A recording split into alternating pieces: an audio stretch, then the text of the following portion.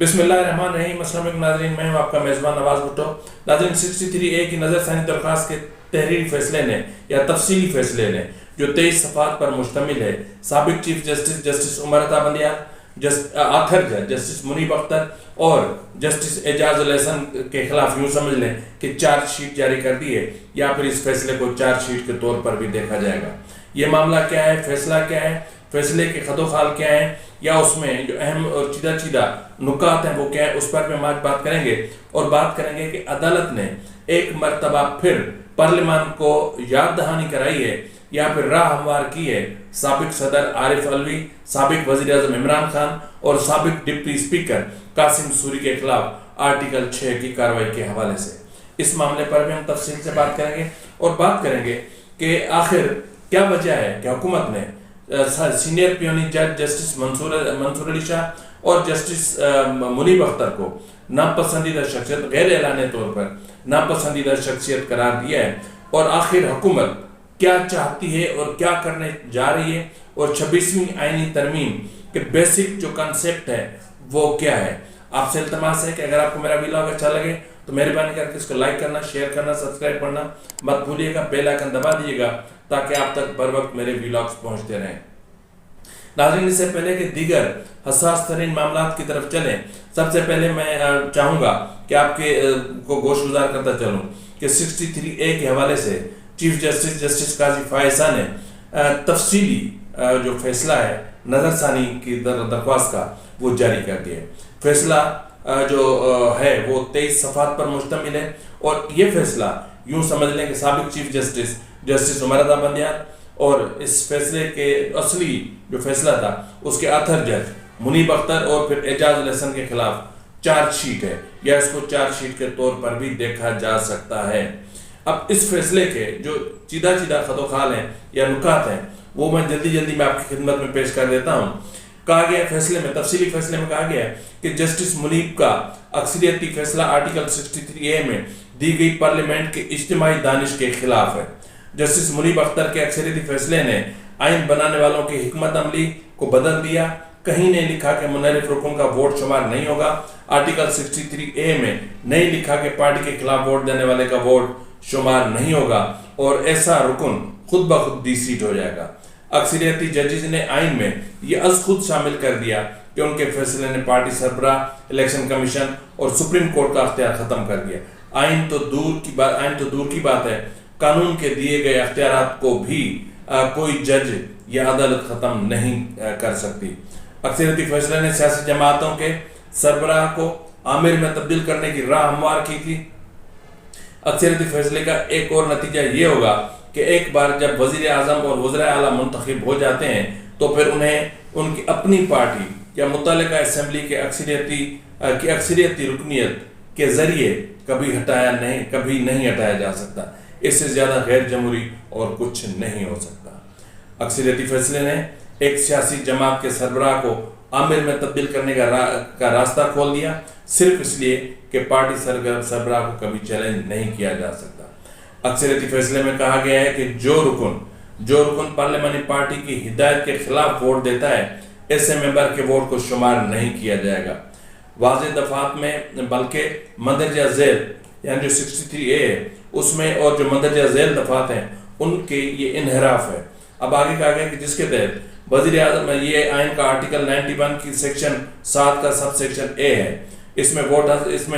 وزیر اعظم کے قومی اسمبلی سے اعتماد کا ووٹ حاصل کرنے سے متعلق چیزیں ہیں، اور جو دوسرا آرٹیکل ہے 95 کا سب سیکشن B جس کے تحت عدم اعتماد کا ووٹ حاصل کرنے کے لیے قرارداد پیش کی جاتی ہے، اور آئین کا آرٹیکل 130 کی سب سیکشن 7C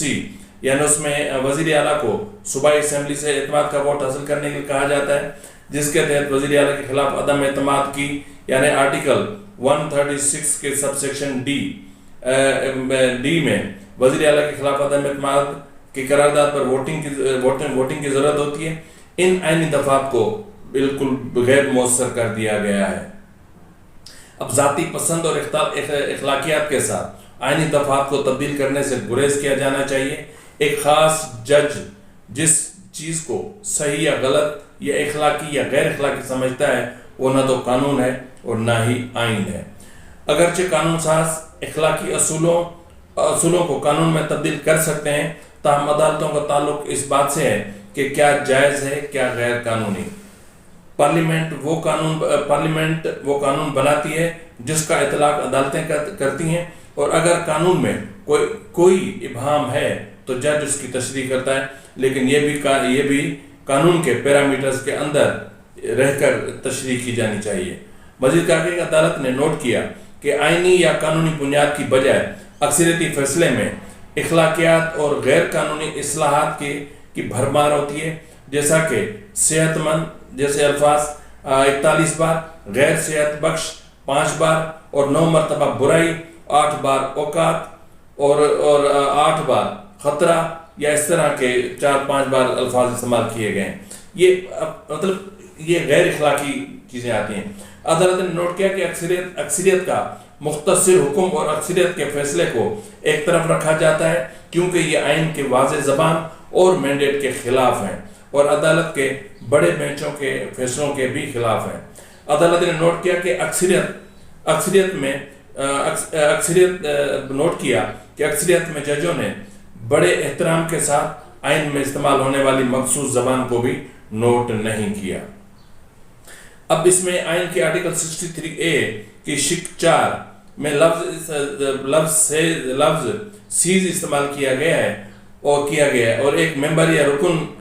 رہنا چھوڑ دے گا، جبکہ آرٹیکل 63 میں رکنیت کے لیے نااہلی کا لفظ استعمال کیا گیا ہے۔ آرٹیکل 63 میں کسی رکن یعنی انحراف کی وجہ سے کا تذکرہ نہیں کیا گیا۔ اس بات کو چھوڑ دیں کہ منحرف ہونے والے کو نااہل قرار دیا گیا ہے یا اسے نااہل قرار دیا گیا۔ واضح طور پر بیان کرنے کا مطلب ہے کہ روکنا، ختم کرنا، جبکہ نااہلی کا مطلب نااہل قرار دینا ہے۔ آئین میں استعمال ہونے والے الفاظ اور زبان، اس کی جگہ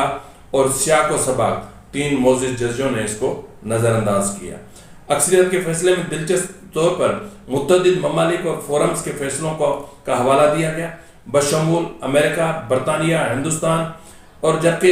غیر ملکی قانونی کتابوں اور مصنفین کا بھی حوالہ دیا گیا، لیکن ایسا لگتا ہے کہ سب سے پہلے انحراف سے متعلقہ ممالک میں جو قانون ہے ان کے نتائج کا پتہ لگائے بغیر کیا گیا۔ ہوتا ہے نا ایک امپریشن جھاڑنے کے لیے، ایک امپریشن بٹھانے کے لیے کہ ہم نے دیکھیں کتنا مطالعہ کر رکھا ہے، تو پھر وہ غلط چیزیں سامنے آتی ہیں جس طرح اس میں آئی ہیں۔ اب جو میں نے آپ سے بات کی کہ حکومت نے راہ ہموار کی ہے آرٹیکل 6 کے حوالے سے، وہ کس طرح اس میں کہا گیا ہے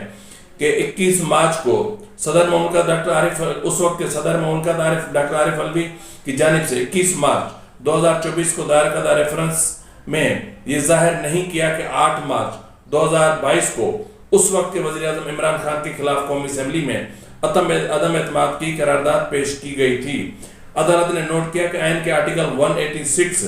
صدر کو قانون کے کسی بھی ایسے سوال پر سپریم کورٹ کی رائے حاصل کرنے کا اہل بناتا ہے جسے وہ عوامی اہمیت کا حامل سمجھتا ہے۔ تاہم قانون کے سوال پر رائے طلب کرنے کی بجائے صدر الوی نے وضاحت کی۔ اس نے ایک اخلاقی مسئلہ سمجھا، اپنی رائے دی اور چاہتے تھے کہ یہ عدالت اس سے اتفاق کرے، یعنی عدالت چاہتی تھی کہ جو صدر مملکت نے امپوز کیا اپنے طور پر، یا عدالت کو گائیڈ کرنے کی کوشش کی یا عدالت کو ڈکٹیٹ کرنے کی کوشش کی، اس کی ڈکٹیشن کو جوں کا تو ایکسیپٹ کیا جائے۔ آگے کہا کہ قانون کے سوالات کے ساتھ موجود متن میں بھی اس طرح الفاظ تھے اور کہا گیا تھا کہ ان کی پارٹی کے خلاف ووٹ دینے والوں کو تاحیات نااہل قرار دیا جانا چاہیے۔ اس سلسلے میں سمیع اللہ بلوچ ورسز عبد الکریم نوشیروانی کیس کے فیصلے پر انحصار کیا گیا۔ تاہم Hamza Rashid Khan versus election appellate tribunal کے کیس میں اس عدالت کے 7 رکنی بینچ نے سمیع اللہ بلوچ کے فیصلے کو کالعدم قرار دیا، جس میں کہا گیا تھا تاحیات نااہلی نہیں ہے۔ اب عثمان بوزدار وزیر اعلیٰ پنجاب کے عہدے سے مستعفی ہوئے اور نئے وزیر اعلیٰ کا انتخاب ہونا تھا۔ 16 اپریل 2022 کو حمزہ شہباز نے 197 ووٹ لے کر وزیر اعلیٰ منتخب ہوئے، حالانکہ انہیں ضرورت صرف 186 ووٹوں کی تھی۔ پی ٹی آئی سے تعلق رکھنے والے ارکان صوبائی اسمبلی ایم پی ایز نے ان کے حق میں متعدد ایم پی ایز نے ووٹ ڈالے تھے۔ اس بات کا تعین کرنے کے لیے آیا کہ پنجاب کا وزیر اعلیٰ کون ہوگا؟ ان معاملات میں مختصر حکم نامہ پاس کیا گیا جو بے سر ہو چکے تھے، لیکن پھر بھی یہ فیصلہ کیا گیا کہ اگر پارلیمانی پارٹی کی ہدایت کے خلاف منحرف ہونے کا ووٹ ڈالے، منحرف اراکین ووٹ ڈالیں تو ان پر غور نہیں کیا جائے گا۔ یہ افسوسناک بات ہے کہ اس وقت آپ کو یاد ہوگا کہ چودھری شجاعت نے جو ہے وہ ایک لیٹر لکھا تھا ڈپٹی اسپیکر کو، جو وہاں پر پڑھ کے سنایا گیا تھا۔ مختصر حکم نامے نے حمزہ شہباز کو بطور وزیر اعلیٰ انتخاب کو مؤثر طریقے سے کالعدم قرار دے دیا۔ پی ٹی آئی کے ارکان کی جانب سے ان کے حق میں ڈالے گئے ووٹ رد کیے گئے اور انہیں ڈی سیٹ بھی کر دیا گیا، لیکن انہیں اس عدالت نے نوٹس جاری نہیں کیا۔ مذکورہ تینوں معاملات کے تحت منصفانہ ٹرائل اور منصفانہ عمل کے جو ہے آئین کے آرٹیکل 10A کی بنیادی جو حقوق سے متعلق ہیں ان کے خلاف قرار دیا ہے۔ جس چیز کو کوئی خاص جج صحیح یا غلط یا اخلاقی یا غیر اخلاقی سمجھتا ہے وہ نہ تو قانون ہے اور نہ ہی آئین، جبکہ قانون ساز اخلاقی اصولوں کو قانون میں تبدیل کر سکتے ہیں، تاہم عدالتوں کا تعلق اس بات سے ہے کہ کیا قانونی ہے اور کیا غیر قانونی۔ وہ قانون جس کا اطلاق عدالتیں کرتی ہیں، اگر قانون میں کوئی ابہام ہو تو جج اس کی تشریح کرتا ہے، لیکن یہ بھی قانون کے پیرامیٹرز کے اندر رہ کر۔ اب یہ کہہ رہے کہ آئینی یا قانونی بنیاد کی بجائے اکثریت کے فیصلے میں اخلاقیات اور غیر اخلاقی چیزیں جو ہے وہ کی گئی ہیں۔ اب اس میں ایک اور چیز بہت زبردست کہی گئی ہے، اس میں کہا گیا ہے کہ سیاستدانوں اور اراکین پارلیمنٹ، یعنی اس فیصلے کی بات کریں جو فیصلہ آیا تھا 63A کے حوالے سے، اس میں سیاستدانوں اور اراکین پارلیمنٹ کے لیے اس طرح کی توہین کا اظہار افسوسناک ہے۔ ہمیں یہ نہیں بھولنا چاہیے کہ پاکستان ان سیاستدانوں نے حاصل کیا تھا جو آل انڈیا مسلم لیگ اور اس کے قائد ایم اے جناح کے جھنڈے تلے کھٹے ہوئے تھے، جنہوں نے آئینی راستے پر سختی سے عمل کیا۔ لہٰذا مذکورہ تمام وجوہات کی بنا پر اکثریت کا مختصر حکم اور اکثریت کا فیصلہ ایک طرف رکھا جاتا ہے، کیونکہ یہ آئین کی واضح زبان اور مینڈیٹ کے خلاف ہیں اور اس عدالت کے بڑے بینچوں کے فیصلوں کے بھی خلاف ہیں۔ اقلیت میں رہنے والے ججز کے ذریعے جو نتیجہ اخذ کیا گیا ہے وہ برقرار ہے۔ یہ قانون 13 اکتوبر 2024 کو مختصر حکم کی وجوہات ہیں، یعنی جو وجوہات بتائی گئی ہیں اس میں یہ چیزیں شامل ہیں۔ اب اس میں اگر آپ دیکھیں تو یہ میں نے کہا نا یہ چارج شیٹ ہے عمر تبلیان، جسٹس منیب اختر، جسٹس اعجاز الاحسان کے خلاف، کہ انہوں نے کس طرح آئین کی تشریح غلط کی، آئین کو توڑ مروڑ کر اپنی مرضی کے مطابق استعمال کرنے کی کوشش کی اور غیر آئینی عمل میں ملوث ہوئے۔ جس طرح میں نے آپ کو یاد ایک پروگرام میں کہا تھا کہ ان کے خلاف بھی آرٹیکل 6 کی کارروائی ہو سکتی ہے اور ہونی بھی چاہیے۔ اور اس طرح جس طرح میں نے کہا کہ اس وقت اگر پارلیمان چاہے تو سپریم کورٹ کا ایک فیصلہ جس وقت عمران خان کے خلاف تحریک عدم اعتماد آئی تھی اور اسمبلی کو تحلیل کر دیا گیا تھا اور پھر بحال کیا گیا، اس وقت بھی عدالت نے اس چیز کی نشاندہی کی تھی کہ یہ آرٹیکل 6 کے زمرے میں آتا ہے، لیکن اس وقت بھی درگزر کیا گیا اور آج عدالت نے ایک بار پھر اپنے تفصیل فیصلے میں اس چیز کی نشاندہی کرتے ہوئے اس چیز کی راہ ہموار کی ہے کہ آئین کے آرٹیکل 6 کے تحت کارروائی بھی عمل میں لائی جا سکتی ہے اگر یہ چاہیں تو۔ بہرحال جس طرح آئین کے آرٹیکل 91(7) کا سب سیکشن A، 95 کا B اور آئین کے آرٹیکل 130 کا 7 کے سب سیکشن C اور 136 کے سب سیکشن D کو توڑ مروڑ کر پیش کیا گیا، اس کے خلاف کارروائی ہونی چاہیے۔ اب ناظرین جس طرح میں نے کہا کہ حکومت نے غیر اعلانیہ طور پر جسٹس منصور علی شاہ اور جسٹس منیب اختر کو ناپسندیدہ ترین شخصیت قرار دے رکھا ہے، یہ غیر اعلانیہ ان کا فیصلہ ہے۔ اور اس بات پر کہ حال ہی میں جو فیصلے آئے ہیں، بالخصوص 63A کا فیصلہ جس میں پورے سسٹم کو جو ہے وہ ایک مفلوج کیا گیا، اور پھر ریسنٹلی جو فیصلے آئے ہیں ان کے، اور 9 مئی کے ملٹری ٹرائل کے حوالے سے بھی کچھ فیصلے، اور پھر پریکٹس اینڈ پروسیجر ایکٹ جو آیا تھا اس کے حوالے سے اتنے متنازع فیصلے آئے کہ جس کے بعد ان شخصیات کو کم سے کم ان پر حکومت اور اسٹیبلشمنٹ کبھی ٹرسٹ نہیں کر سکتے۔ اس وقت اسٹیبلشمنٹ اور حکومت کی پوری کوشش ہے کہ ان دونوں افراد سے یا ان دونوں شخصیات سے جان چھڑائی جائے، پر کیسے؟ یہ ان کو اندیشہ ہے کہ اگر ابھی منصور علی شاہ اور منصور علی شاہ کے بعد اگر منیب اختر چیف جسٹس بنتے ہیں تو پھر پاکستان کا نظام عدل تباہ ہو جائے گا، اور پاکستان میں جس طرح جمہوریت بڑی مشکل سے پٹڑی پر چل رہی ہے اور ہر پارلیمان اپنی مدت پوری کرنے کے بعد جو جمہوری پروسیجر ہے اس کے مطابق چل رہی ہے، یہ سب سسٹم ڈیریل ہو جائے گا، پھر عملیاتوں کی راہ کھلے گی، پھر مارشل لا نافذ ہوں گی۔ یہ بھی ہے کہ اب اگر 26ویں آئینی ترمیم میں اس لیے ججز کے اختیارات کو پھیلا دیا گیا ہے، یعنی ایک فرد واحد تک محدود نہیں رکھا گیا۔ ججز کے اپوائنٹمنٹ کا معاملہ بھی پارلیمنٹ، امپیچمنٹ ہونی چاہیے، ان ججز کی امپیچمنٹ یعنی مواخذہ جب تک نہیں ہوگا تب تک یہ ججز کنٹرول میں نہیں آئیں گے، اور یہ ججز ایک غیر سیاسی ایک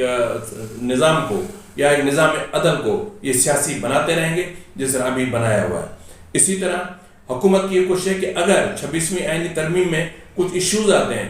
اور پھر مجبوراً جسٹس منصور علی شاہ کو چیف جسٹس بنایا جاتا ہے اور اس کے بعد پھر منیب اختر چیف جسٹس بنتے ہیں، تو پھر ان کے اختیارات کو ختم کر دیا جائے، یعنی یہ اس قابل ہی نہ ہوں کہ یہ حکومت کے خلاف کوئی چیز کر سکیں۔ اور پھر یعنی حکومت اور اسٹیبلشمنٹ دو ٹوک الفاظ میں اس چیز پر متفق ہیں کہ یہ جو موجودہ جو 8-10 ججز ہیں، اکثریتی ججز، یہ پی ٹی آئی کے سہولت کار ہیں، یہ باقاعدہ ان کو سہولت کار کے طور پر تصور کیا جاتا ہے ان ججز کو، اور انہوں نے باقاعدہ سہولت کاری کی ہے، عمران خان کی سہولت کاری کی ہے، پی ٹی آئی کی سہولت کاری کی ہے، جو پی ٹی آئی نے مانگا ان کو وہ بھی ملا، جو نہیں مانگا 187 کے تحت وہ بھی ان کو دے دیا گیا۔ تو اس طرح یوں سمجھ لیں کہ پورا سسٹم انہوں نے ہائی جیک کیا ہوا ہے۔ تو اس لیے حکومت چاہتی ہے کہ ان ججز کو فرنٹ پر نہیں لایا جانا چاہیے، اور پھر جو ہے وہ ان کو جسٹس منصور علی شاہ اور جسٹس منیب اختر بطور چیف جسٹس کبھی قبول نہیں ہے۔ اور تیسری بات، وہ بینچوں کی تشکیل اس طرح کرنا چاہتے ہیں کہ پی ٹی آئی کے جو حامی ججز ہیں یا جو پی ٹی آئی کے سہولت کار ججز ہیں وہ کم سے کم مینارٹی میں ہوں، وہ اکثریت میں نہ ہوں، وہ مینارٹی میں ہوں، تاکہ جو فیصلے ہیں وہ اس طریقے سے ہوں کہ نہ آئین کا راستہ روکا جا سکے، نہ آئین کو ری رائٹ کیا جا سکے، بلکہ ایک سسٹم چلے۔ اور جہاں تک سوال ہے آئینی عدالت کا، تو اگر آئینی عدالت بن جاتی ہے تو بھی منصور علی شاہ کے اختیارات محدود ہوں گے، اور اگر وقت کی ضرورت کو یا بحالت مجبوری اس چیز کو قبول کیا جاتا ہے کہ کانسٹیٹیوشنل بینچ بنایا جائے ایک الگ سے، تو بھی منصور علی شاہ ایک بے اختیار مستقبل کے بے اختیار چیف جسٹس ہوں گے، بالکل بے اختیار ہوں گے۔ اور اس سے پہلے کوڈ آف کنڈکٹ کی خلاف ورزی پر منیب اختر کے خلاف سپریم جوڈیشل کونسل سے رجوع کر لیا جائے گا، اور یہ ساری چیزیں جو ہیں یہ ان کا انتظار کیا جا رہا ہے شنگھائی تعاون تنظیم کے اجلاس تک۔ یہ جیسے اجلاس ختم ہوگا اس کے ساتھ ہی جو یہ چیزیں پروسیس ہوں گی، اور شنگھائی تعاون تنظیم کے اجلاس کے فوراً بعد جو ہے وہ اسمبلی کا اجلاس طلب کیا جائے گا۔ اور آج جو ان کا ایک پارلیمانی کمیٹی بنی ہوئی ترامیم کے حوالے سے، آج اس کی بیٹھک ہے، اور وہ آج وہاں سے ایک بہت بڑے بریک تھرو کی توقع ہے، دیکھتے ہیں کہ کیا آتا ہے، اور مولانا فضل الرحمان صاحب کیا چاہتے ہیں، ان کا مائنڈ بھی کھل کر آج سامنے آئے گا، کیونکہ مولانا فضل الرحمان اتفاق رائے کی بات کریں، اور اس اتفاق رائے کو مد نظر رکھتے ہوئے وہ قطعاً نہیں چاہتے کہ جو ہے وہ ایک ایسی ترامیم لائی جائیں جن پر اتفاق رائے نہ ہو۔ تو وہ اس لیے کہتے ہیں کہ آئینی عدالت کو چھوڑ دیں، آئینی بینچ بنا لیں۔ لیکن کیا مولانا فضل الرحمان صاحب اس سے پہلے کسی کے ساتھ کچھ اور وعدے کر چکے ہیں، کچھ قول و اقرار کر چکے ہیں؟ جی ناظرین، میں ایوان صدر کی بات کر رہا ہوں اور اس میں ہونے والی بیٹھک کی۔ فی الوقت کے لیے اتنا ہی، ملتے ہیں اگلے پروگرام میں، تب تک اجازت دیجیے، فی امان اللہ۔